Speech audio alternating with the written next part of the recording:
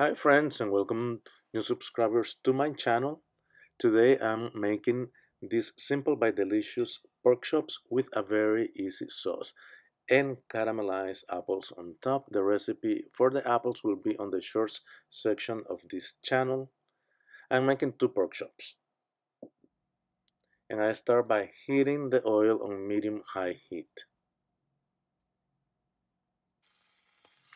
I want to sear the pork chops on both sides, and as you can see I already salted and peppered them.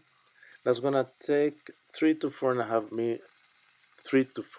minutes on each side, depending on the size of the pork chops. Once seared, I remove them from the pan, put them on a dish, cover them with aluminum paper, and keep them in the warm setting in the oven for now.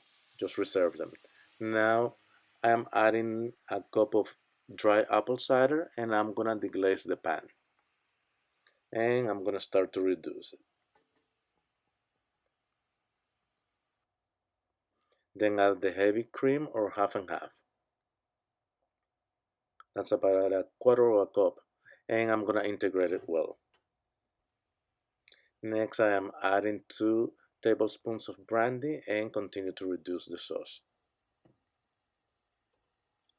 How will I know how much to reduce the sauce, you might ask? When you can form lines with a wooden spoon at the bottom of the pan or on the back of the wooden spoon. I bring out the pork from the oven and add its juices to the sauce. That's gonna add more flavor to it. And the sauce is almost ready. This is a good time to click on the subscribe button if you like. The sauce is ready, so now I add the pork chops to warm them up.